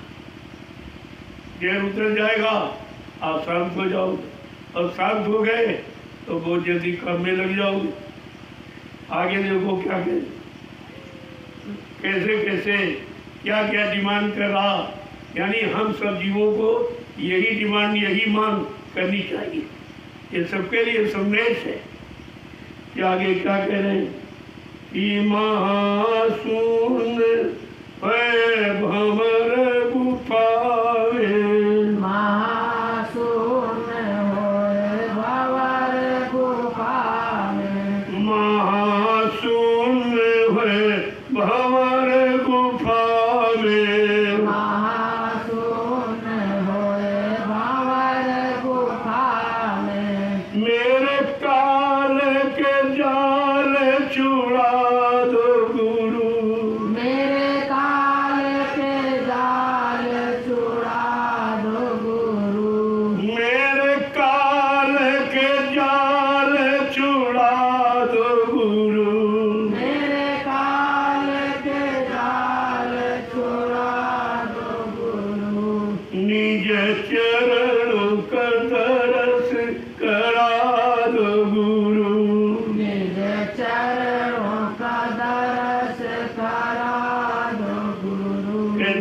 मुझको धीरे धीरे उन स्थानों पर पहुंचा दो कि काल के जाल से मैं मुक्त हो। काल के कर्मों का जाल मुझे फंसा ना पावे, इतनी दूरी पहुंचा दो। जब दूरी इतनी हो जाएगी तो हमारा ध्यान भी हट जाएगा उधर से, और धीरे धीरे हम अपनी मंजिल पर दृढ़ता मजबूती के साथ टिकने लगे। आगे क्या कहें? सात लोक सतपुरुष दिखा कर, सात लोक सतपुरुष दिखा कर, सात लोक सतपुरुष दिखा कर, सात लोक सतपुरुष दिखा कर, मुझे बीन की तान सुना दो गुरु, मुझे बीन की तान सुना दो गुरु, मुझे बीन की तान सुना दो गुरु, मुझे बीन की तान सुना दो गुरु, निज चरणों का दर्श करा दो गुरु। निज चरणों का दर्श करा दो गुरु। अब आखिरी मंजिल की बात करती है, मुझे सतलोक में और उसके आगे अलग अगम जहाँ सतपुरुष बैठे हैं वहाँ पहुँचा दो, उनका दर्शन करा दो। मैं ऐसा भूल जाऊंगी, क्योंकि उनका दर्शन बगैर पाक साहब निर्मल से हो नहीं सकता। तो देखो किस तरह की मांग करनी चाहिए, कैसी प्रार्थना करनी चाहिए। यही अभी तो घोषणा की हमें कहना चाहिए।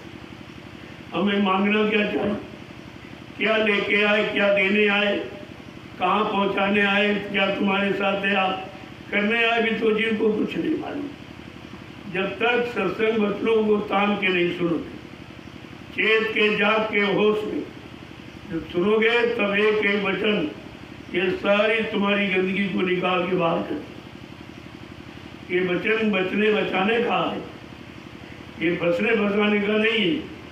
बाकी नीचे के लोगों में जो भी वचन आप सुन रहे हैं या सुने, वो सब फंस गए बेचारे। राजा महाराजा बादशाह धनी मानी गरीब अमीर सब, क्योंकि रास्ता निकलने का नहीं था।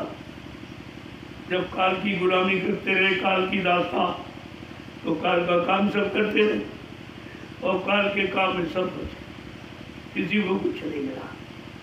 अब ये अवसर आपको मिला है, इसमें बहुत संभल के रहने की जरूरत। इधर उधर झांकना ताकना सब बंद, उससे कुछ होने वाला नहीं है।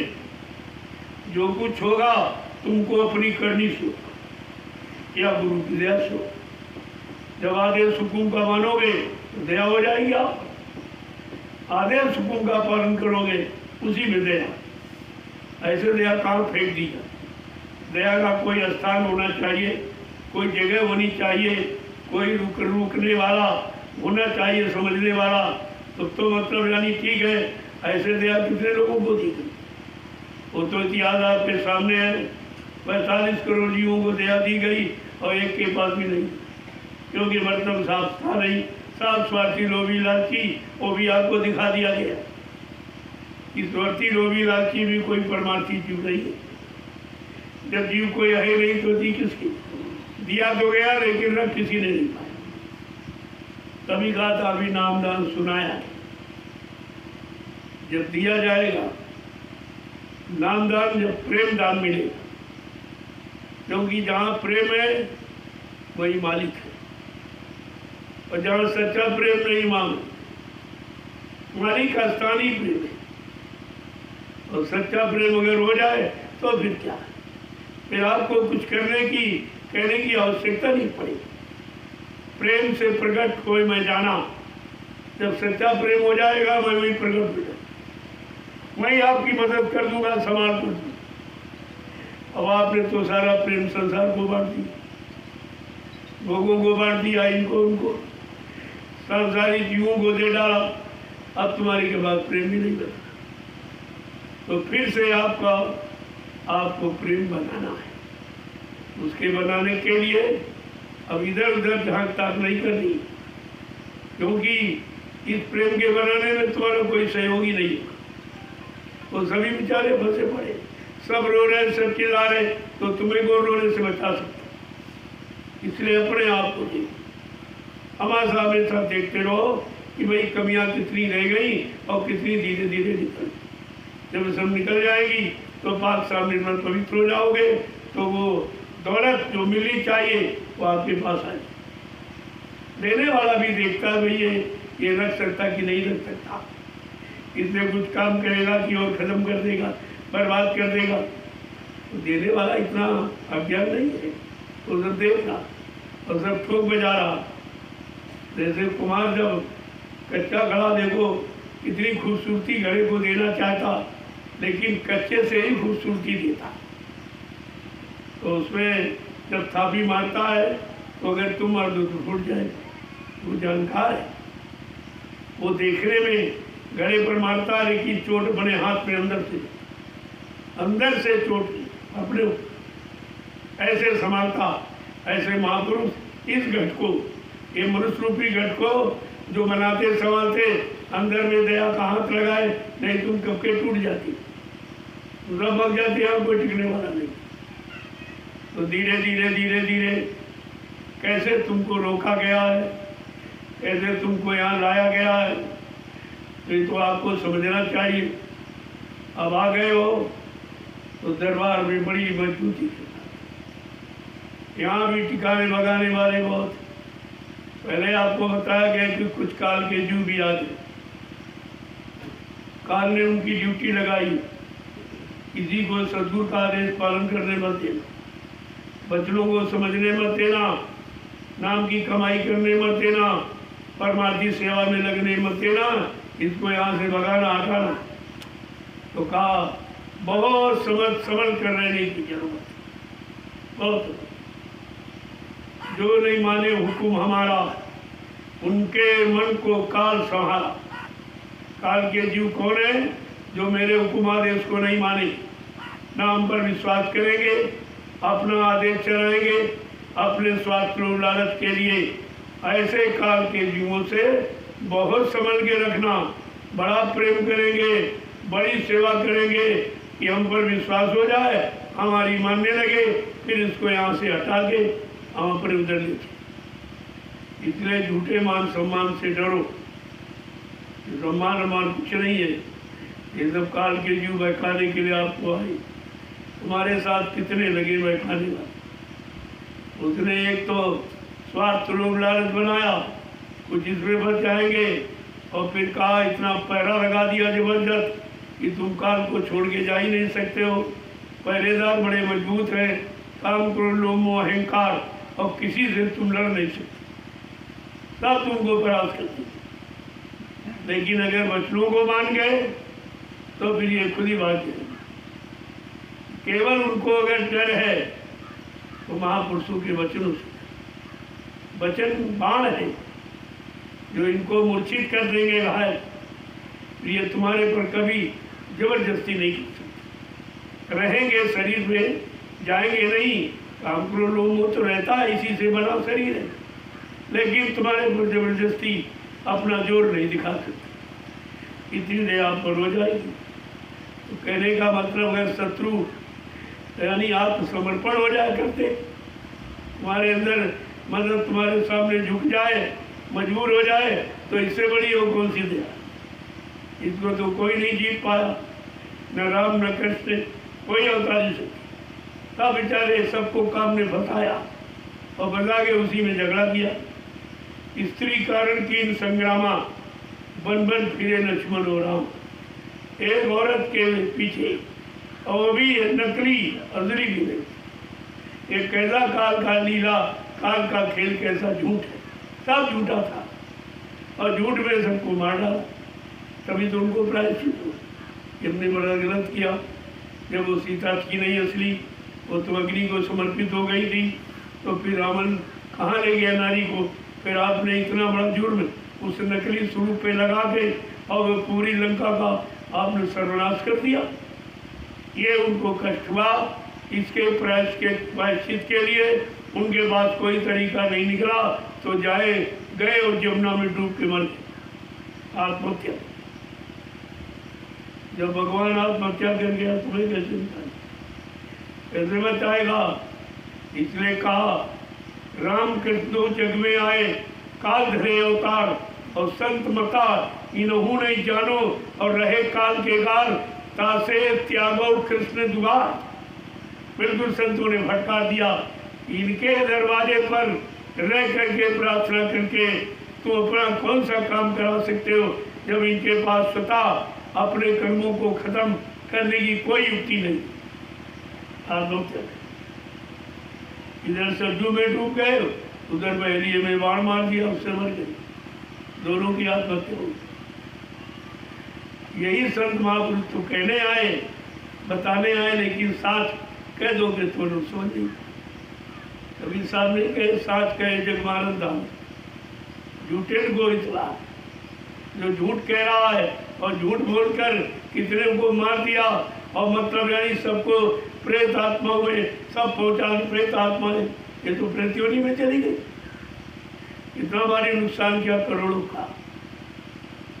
इसलिए संतों ने बिल्कुल स्पष्ट कह दिया इनके दरवाजे पर कोई भीड़ मत।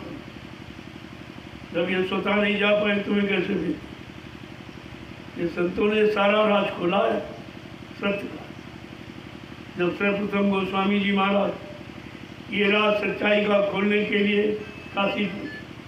चलो काशी में विद्वान ब्राह्मण है, सन्यासी पहले इन्हीं को ये सबको बताते, पहले इनको सच्चाई बताते। जैसे उन्होंने अंतर घट का भेद, पहले उन्होंने घट रामायण लिखी, रामचरितमानस नहीं लिखा।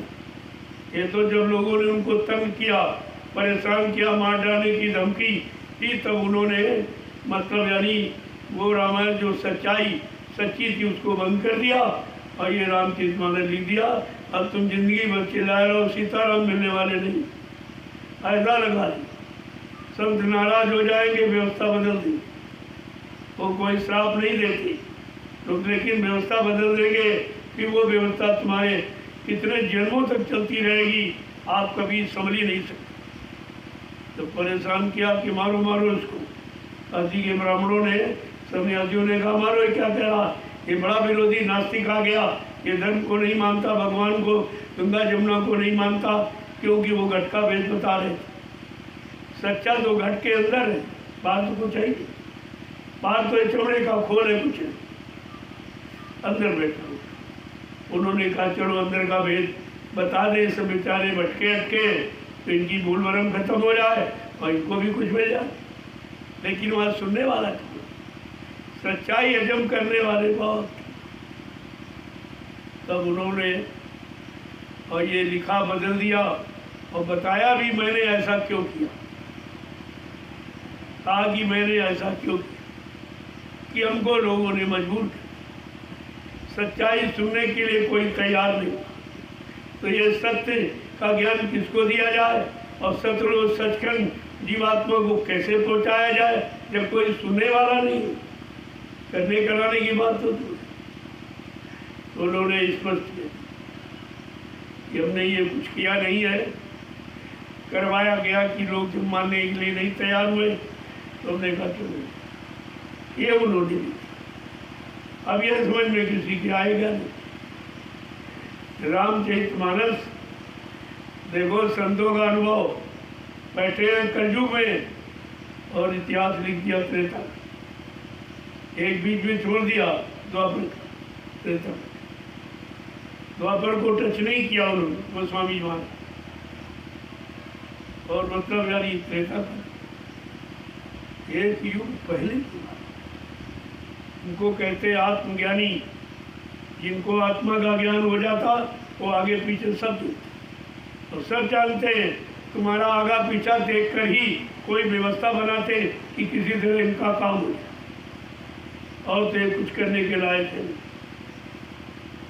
तो महापुरुषों ने दया तो बहुत की, लेकिन क्योंकि उस दया को लेने वाले नहीं। अब कुछ लोगों ने धीरे धीरे सुना है, समझा है, वो अब आ रहे, लेकिन अभी 90% तो सांसारिक कामनाओं को लेके आ रहे। बीमारी ठीक कर दो, गरीबी दूर कर दो, ये कर दो, वो कर दो, तो काल का सामान। अरे बीमारी से ही तुम्हारे कर्म कट रहे, वैसे भजन करके कर्म कटते हैं। अगर बीमारी दे दी जाए और उससे कितने जन्मों के कर्म कट जाएंगे। 80% पाप इसी से चलते, वही आपको दीजिए। धीरे से उतारो। जब बीमारी आ जाएगी सारा गरुड़ का मन खत्म, न किसी से लड़ सकते हो न किसी कुछ कह सकते। इतना बड़ा सुधार हुआ। बीमारी सुधार का माध्यम या आधार है, और उसको समझ नहीं पाए, तुम रोते चला। जहाँ भी आते कहते भूत आ गया, इस पर इसको उतार दीजिए। हमने तो ये तो 1 मिनट में उतार दिया गया। 1 मिनट में भाग जाएगा, दिखाई देगा नहीं है, लेकिन हो सकता तुमको भी ले जाए। इसीलिए तुम्हें बचाने के लिए ये समय लिया जा रहा कि धीरे धीरे वो झंडे के फेरे लो और धीरे धीरे उतर जा। अच्छा रहे, अच्छा रहेगा, तुम्हारी जीवात्मा बच जाएगी, नहीं तो लेके चला जाए। ये फिर कोई सुधार थोड़ी हो। तुम जल्दबाजी में आए हो और जल्दबाजी चाहते हो और उससे कुछ होने वाला है नहीं, ना वो कुछ किया जाएगा। जो किया जाएगा वो बिल्कुल सिस्टम से, जो तरीका बनाया गया है वो धीरे धीरे इसी से चला जाएगा। जब ज़्यादा दिन लगेंगे उतने ज़्यादा दिन यहाँ सेवा कर लो। कुछ सेवा से उतर जाए, कुछ परिक्रमा से उतर जाए, कुछ बैठ के सुमरन ध्यान भजन करो उससे चला जाए, कुछ प्रसाद खा के, तो कितने तरीके तुम्हारे साथ लगा दिए गए तो आपका काम जल्दी हो जाए। लेकिन इतना ज़्यादा बोझा लादे हो, इतना ज़्यादा बुरे पाप कर्म करके आए हो कि वो इतनी जल्दी नहीं खत्म हो, समय लगेगा। जय गुरुदेव। देखो लास्ट में क्या कह रहे, कि अलख अगम का भेद बता कर,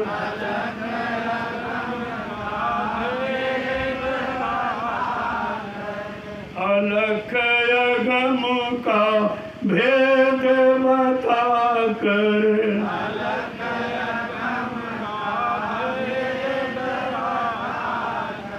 मुझे सतगुरु स्वामी गोद बिठा दो गुरु, मुझे सतगुरु स्वामी गोद बिठा दो गुरु, निज चरणों का तरस करा दो गुरु, निज चरणों का तरस करा दो गुरु, मुझे प्रेम दीवानी बना दो गुरु, मुझे प्रेम दीवानी बना दो गुरु। प्रभु सतलोक में शांति नहीं मिली, सूरत उससे शांत नहीं हुई। वहाँ पहुँच गए तब कहती नहीं, मुझे अलख अगम का भेद दिखा दे, मुझे स्वामी की गोद बिठा दे। वो सब कुछ मांग दिया, कुछ बाकी नहीं रखा, कि सब तुम ही ये कर सकते हो और कोई नहीं। देखो प्रेम में ये शक्ति, और प्रेम के लिए मजबूर हो जाए तुम्हें करना पड़ेगा। प्रेम के बस से कहा, और किसी से नहीं, धन दौलत सामान से नहीं, लेकिन प्रेम से तुम जहाँ चाहो वहाँ बुला लो, जो चाहो वो काम करा लो, कि प्रेम से प्रकट कर दो। मैं उससे तो प्रकट हो सकता हूँ, लेकिन रुपए पैसे धन दौलत के लालच से तो वो सतलोक से संतुष्ट नहीं हुई। इसलिए पूरा देखो जानकारी मिल रही भाई, सतलोक हमारा पूर्ण स्थान नहीं, स्थान है, वहीं से शुरुआत होगी, उसे कैसे छोड़ा जाए वो तो है ही, लेकिन तुम्हारा और आगे अलग कदम वो भी तुम्हारा नहीं, तुम्हारा अनामी धाम। ये भी जानकारी सब दी संतों ने यहाँ तक लेख लिखा और कहा, लेकिन किसी जीव को पहुँचाया, क्योंकि वहाँ तक पहुँचाने का उनको आदेश नहीं था। वो गुप्त संत कहा, वो प्रगट संत को आदेश है, जब कोई प्रगट में आएगा वो घूम घूम कर जीवों को यानी मतलब ज्ञान कराएगा, जानकारी देगा, और घूम घूम कर सबको नाम दान सारी सृष्टि को देगा। ये लाउड स्पीकर लगाने का मतलब क्या? सारी सृष्टि, इन पदों में भी जीवात्मा। आपको यहाँ क्यों लाया गया? तुम वहाँ भी सुनते थे, लेकिन ये इनको मिलना चाहिए। ये कभी इधर उधर होने वाले नहीं, ये दूसरे के बहकाने में आने वाली नहीं है जीवात्माएं पेड़ों। ये दृढ़ है, निश्चित शक्ति अपनी जगह। तो इनका भी अधिकार है ये सुनने का, तो इनको सुनाया जाए। तुम सुन लोगे तो अच्छी बात, और नहीं सुनोगे तो हम तो इनको सुना दें। और तमाम वायुमंडल में बहुत जीव इतने हैं कि माइक्रोस्कोप से देखें तो बिल्कुल एक जाल सा दिखाई। उनके अंदर भी जीवात्मा है, कर्मानुसार उन्योनियों में चली गई, लेकिन मालिक का समय का जगह नाम सुनने के अधिकार उनको भी है, और धीरे धीरे उनकी भी होनी बदल जाए। ये तो एक का काम नहीं, करोड़ों काम। और आपको माध्यम बना के, आधार बना के करोड़ों का काम हो रहा। तुम सुनो न सुनो, मानो न मानो, करो न करो, इनका तो भला हो जाएगा। तो तुम रह जाओगे। तुम्हें खुद ये समझदारी रखनी चाहिए कि जब हमको परिचित बना के सम्मुख सुनाया जा रहा, तो सारा दोष तुम ही पर लगेगा। भाई तुमको सुनाएगा, तुमने क्यों नहीं सुना, क्यों नहीं किया, क्यों नहीं अपना बना पाया? ये तो बाद में तो पछताना पड़ेगा जी को, क्योंकि तुम्हें परिचित बना के बैठा गया आगे। तो सुनाया तो पेड़ पौधों को दिया। जहाँ तक आवाज़ जाएगी वहाँ तक जीवों को ये नाम सुनने को मिलेगा, जगाया हुआ नाम। तो उनकी भी जीवात्मा जगेगी, एक जन्म नहीं दूसरे में आते। अभी तो सदगुरु ने 7 जन्म का वादा किया है और 1000 वर्ष रहने का वादा किया इस मृत्युलोक मंडल पर। और जितनों को नामदान दिया, चाहे पेड़ पौधे, कीड़े मकोड़े, आदमी इंसान कोई क्यों न हो, उनको सबको 1000 वर्ष में पहुँचा। जय गुरुदेव, जय गुरुदेव, जय गुरुदेव, जय गुरुदेव। नाम किसका? जय गुरुदेव। नाम किसका? जय गुरुदेव। नाम किसका? प्रभु का प्यारा नाम। अब आप लोग खड़े हो जाओ। देखो, अब सच्चाई और सच्चे ईमानदारी चरित्रमान काम को करने के लिए खड़े। मैं इसके लिए खड़ा करता हूँ। वैसे तो दिन में आप खड़े ही बैठते रोज, लेकिन किसी लिए खड़ा होना चाहिए, कौन से काम करने के लिए बैठना चाहिए और कहाँ झुकना चाहिए। ये 3 स्थितियाँ आपके शरीर। अगर शरीर की स्थिति समझ लो तो इसी शरीर में तुम्हारी जीवात्मा बैठी, तो भी आप समझने लगो। पहले अंतर्मुखी, फिर बहिर्मुखी, या बहिर्मुखी फिर अंतर्मुखी। पहले बाहर से समझ लो, अपने आप को समेटो। जो इधर उधर फैल गए हो, अपने आप को समेट कर एक जगह पर, ये आपका काम हो जाए। जय गुरुदेव। जोर से बोलो, सब मिल बोलो, बोलना होगा। अभी से बोलो, दुख दर्द हरेंगे, सब कष्ट मिटेंगे, सुख शांति भी देंगे। सबके दाता, सबके मालिक, प्रेम से बोलो। ये नाम नहीं इंसान का, ये काम नहीं इंसान का।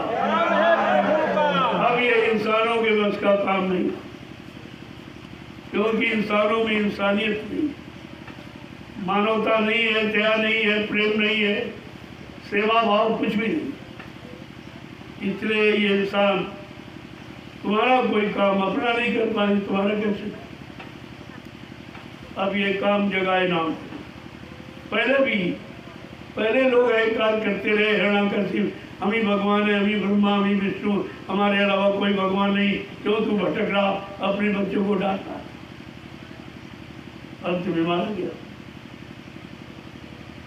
त्रेता का इतिहास बताया, द्वापर का सब इतिहास बताया, जगह नाम से, लेकिन वो नाम समाज देश के कल्याण, आत्मा के उद्धार के लिए नहीं और कर्मों को खत्म करने के लिए। ये दो काम वो नाम नहीं करते। इसलिए और बिना इन दो काम के जीवात्मा जा नहीं सकती। जब तक कर्म का जा नहीं उतारेगी कैसे चलेगी? वो बीच में धर्म वो धर्म खड़ा हुआ है धर्मराज, वो तुरंत हिसाब मांगेगा कि भाई तो हिसाब दिए जाओ, तुम यानी मृत्यु लोक में रहे हो, तुमने तमाम बुरे अच्छे आप सभी कर्म किए हो, उसमें तो तमाम बाकी रह गए, अगर वो बाकी है तो उनको करके तुरंत भगा देगा वो। इसीलिए संतों ने पहले कदम उठाया। पहले वो जिससे धर्मराज नाराज होता है भगा देता, पहले वो काम, इनके कर्म कर्जे को उतारो तब आपको सेवा में लगा। अब जाओ अपनी बड़ी सेवा संभालो, जाओ करके तो देखो उसको और संभालो, आगे उसकी व्यवस्था करो। तुम्हारी सेवा से कितने प्रेमी भोजन करते थे, सती खाते थे, भजन करते थे, तुमको तो बगैर किएगा फल मिलता था और तुमने उसको फेंक दिया। यही दो बात है कि एक तो जानते नहीं हो और सही सच्ची बात बताए तो मानते नहीं, अपना नुकसान कर बैठते। जय गुरुदेव। प्रसाद वितरण शाम, अब दिन में सेवा करो, अच्छा रहेगा आपको। यहाँ आए हो तो सेवा, इन पेड़ों का फल खाया आपने, इनका भी कर्जा आप पर चलता, इनकी सफाई गुड़ाई और इनमें खाद देना, ये सब पानी लगाने, सब सेवा ही तो है, इसीलिए कराया जा रहा। पिताजी तुम्हारी कुछ रिश्ता जो आप जमीन खेती वो तुम्हारी रिश्ता सेवा, वो तो तुम्हारी सेवा से कितने पल रहे, कितने पलते रहेंगे और कितने भजन करते रहेंगे, आपको बिना किएगा मिल जाए, तुम्हें करने की जरूरत है क्या?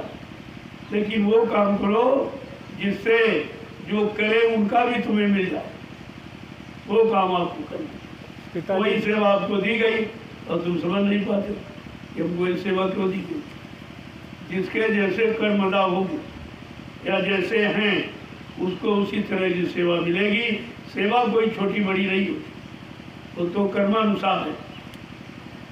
आप लोग भंडारा नहीं लाए और लाना चाहिए था, यहाँ चलाए, चलाते लोग तुम्हारी रोटी खाते भजन करते, आप गुलाम मिल जाते। ये आदान प्रदान है, सबको कराया सिखाया जा रहा, लेकिन बात आप समझते नहीं, उसी में से बिगाड़ कर लेते हो। जो प्रेमियों ने दिया उसको खर्च नहीं किया, बचा लिया, वो समझते कोई देख नहीं रहा। अरे तुम बचा के रख रहे हो, वो भी तो देखा जा रहा, तुम नहीं देखते उसको, वो तुमको हमेशा देखता। इसलिए ऐसा कोई काम मत करो। अगर तुम नहीं दे सकते हो, जो प्रेमियों ने दिया उसको खर्च करो, उसको प्रेमियों को खिलाओ पिलाओ, ये सब करो, ये तुम्हारे पर दोष लग जाएगा। कितने लोग आपको देते, कई बार पूछा गया भाई, तो हमने कहा भाई मेरे पास तो नहीं आता, मेरे पास तो नहीं आता है, तो तुम सीधे यहाँ दिया करो, या तुम्हारा समिति का खाता है सीधे खाते पर दे, उसकी ज़रूरत है, क्योंकि अब जमीन बगैर खाते के आप ले ही नहीं सकते, सरकार का नियम हो गया। तो जो भी तुम्हारी सेवाएं हैं वो आप खाते पैसा हो जाएगा, जमीन खरीद ली जाएगी, वो भी तो आपका है। ऐसा नहीं अब कोई यहाँ चालबाजी नहीं हो सकती, कुछ ये हम करने किसी को नहीं। मैंने पहले ही शुरुआत में कहा था कि मथुरा की कोई घटना यहाँ दोहराई नहीं जाए, सीधी बात आप वसूल नहीं। अच्छा नहीं, मैं सब देख रहा हूँ, कोई अंदर नहीं, सब जानकारी। तो धीरे धीरे इसी सेवाओं से आप पाक साफ हो जाओ, लेकिन विचार हमेशा भाई रखो, जो किसी ने दिया वो मालिक का हो गया मेरा, उसको मालिक के जीवों में खर्च करो, ये आपको आपका विचार हो। तो ये विचार मथुरा में भी नहीं ला, तो सब भटक गए, सब खा पी कर गंदगी ला दी चले गए, कुछ नहीं मिला। और सत्संग में सुनाया जा रहा था रोज कि जो जिस भाव से आया वो लेके चला जाएगा। ये संतों का दरबार है, आए शरण तजो नहीं ताही, जो शरण में आ गया उसको हटाया नहीं जाए। लेकिन हिदायत ये है कि जो तुम्हारे पास हो, अगर चाहो तो उससे कुछ दे दो, और लेकिन जो प्रेमी दे रहे उसको अपनी जेब में मत रखना। अपने बाल बच्चों में खर्च कर दोगे, नुकसान हो जाएगा भाई। अगर कोई एक बीमारी छोड़ दी गई तो सब चला जाएगा, कुछ नहीं बचेगा। अगर एक बेटा अंधा हो जाए तो तुम्हारी ये सब खत्म कमाई, तुम्हारी कमाई बेकार, और जो तुमने रखी होगी। इसलिए ये भी रुका, क्योंकि ये जहर है, जहर। सत्संगियों की कमाई के 9 अंकुल तक और भजन करे तो उबरे, नहीं तो फरे। इतना ये खराब है, इसको कभी रोकने की कोशिश कट करने की कोशिश करो। तुम्हारे बस का नहीं तो यहाँ भी जमा करो, यहाँ जमा हो जाएगा वो पैसा, वो भी सेवा में लगा दिया जाए, जमीन खरीद। क्योंकि मैं किसी की एक पाई खराब नहीं करता, मैं अपने पर तो खर्च ही नहीं करता। अब थोड़ी बहुत ये दवा में खर्च हुआ कि हमारा कोई खर्च कुछ नहीं। तुमको तो अच्छा गिरा तो हम तो उससे भी खराब है, लेकिन हमारे लिए वही अच्छा, जो हमको अच्छे के रास्ते की तरफ ले जाए, अच्छाई पैदा करे, वही तो अच्छा। तो इसीलिए आपको सात्विक भोजन करा था। भोजन का असर शरीर पे, मन बुद्धि चित्त पे बहुत जल्दी विकृत है। जहाँ तुमने चटपटा तीखा मसाला ये सब खाया, जनो मन एकदम साड़ हो जाए, फिर तुम्हारे बस में नहीं रहेगा। कभी इसको भला बुरा कर रहे, उसको गाली दे रहे, इसको ये कर रहे, उसको ये, इसी कारण हो रहा। तो इसको बिल्कुल अब वो तुमने खा के बहुत देख लिया परिवारों में। अब आपको सात्विक भोजन करना चाहिए, क्योंकि आपका काम सात्विक है। सच्चित आनंद पाने वाला, सतलोक सचखंड जाने वाला। इसलिए आपको अब तो यहाँ के अनुसार आपको भोजन करना चाहिए, वस्त्र पहनने चाहिए। ऐसा आप संत मत में आए वाइन पैंट पहनना बंद करो, ये तो अंग्रेजों की नकल, अंग्रेजों का वस्त्र पहनते रहोगे तो भोग भावना नहीं अंदर से जाएगी। तो वो भोगी थे, उनकी एक पोशाक। हमारा तो बिल्कुल सादा जीवन, उच्च विचार, ये है उन्नत का आधार। आपको इस तरह से अपने जीवन निकालना है। वो करके तो आपने देख लिया कुछ मिला नहीं, और अभी नहीं छोड़ पा रहे हो। अंग्रेजियत तब भी तुम्हारी बनी, अंग्रेजों को बकाया, लेकिन अंग्रेजियत तब भी आप स्वीकार वो कह के गए थे। मैंने ऐसी छाप छोड़ दी है जो भारत 300 वर्ष तक बना सुधार नहीं।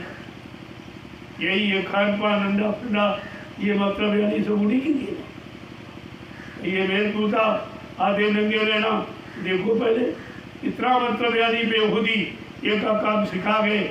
और ज़्यादातर नारियों को, जब नारी नंजा यानी श्रद्धा और सेवा और प्रेम और दया, ये सुरक्षा का प्रतिबिंब है ये, लेकिन तब ने उतार दिया सब खराब। तब कहा था काम एक दिन सड़कों पे नाची, आज नाच रहा है। आपके सामने कोई लड़का लड़की का हाथ पकड़ के चला जाएगा, बाप देखता रह जाएगा, कुछ नहीं कर पाएगा। ऐसा समय आ रहा, देखो आ गया आपको। संतों के वचन इधर उधर नहीं हो, तो सिद्ध है वो आपके सामने हो। और इसीलिए समाज बिगड़ा कि आपने उनके वचनों को माना नहीं, और जो वचन नहीं सुनने चाहिए वो आप सुनते रहते। ये बिगाड़ने का कारण कितना बना दिया, और सब बिगड़ गया। ये मोबाइल क्या बिगाड़ने की जड़ है, झूठ बोलने की जड़। तब मतलब इस पर अवगुण के सिवा कुछ मेरे बातों को ही लगा, मैंने कभी आज तक किए ही नहीं लगाए, जानते नहीं कैसे नंबर लगाया जाए, क्या मैंने कभी किया ही नहीं, क्योंकि सुनाने वाले इतने वही नहीं सुन पाते।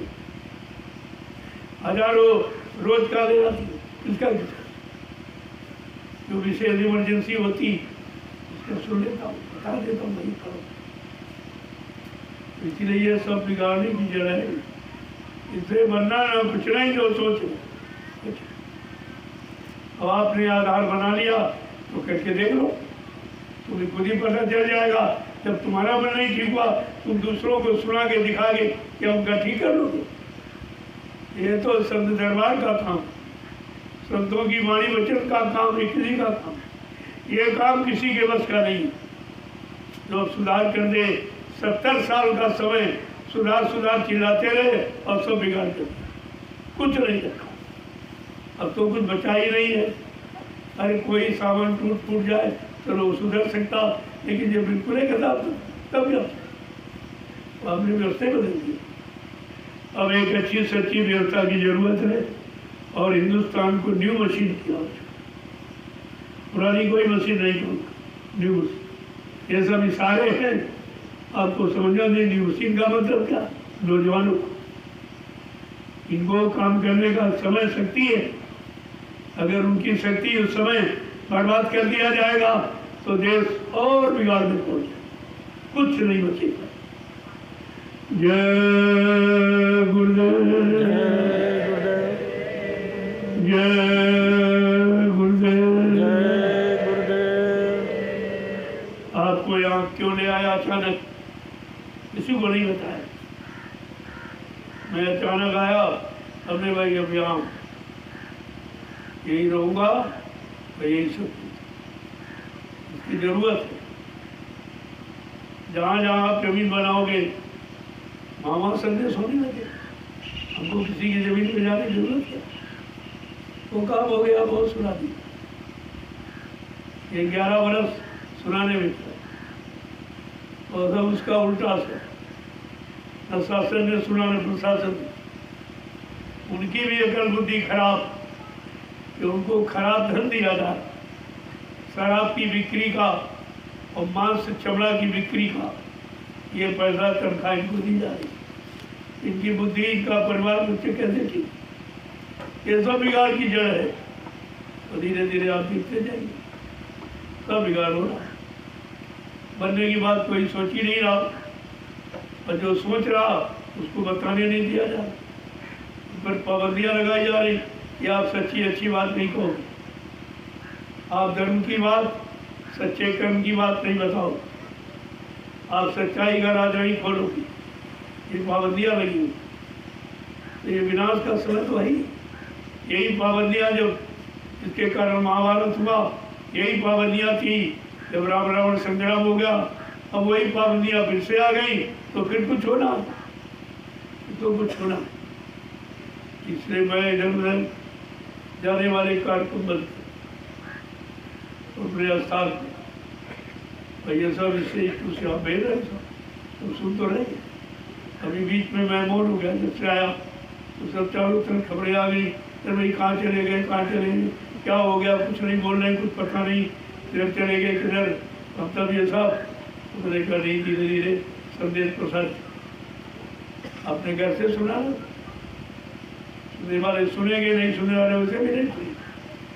जब उनके बीच में सुना के देखा, उनसे परमिशन लेके सुनाया, तब किसी नहीं सुना।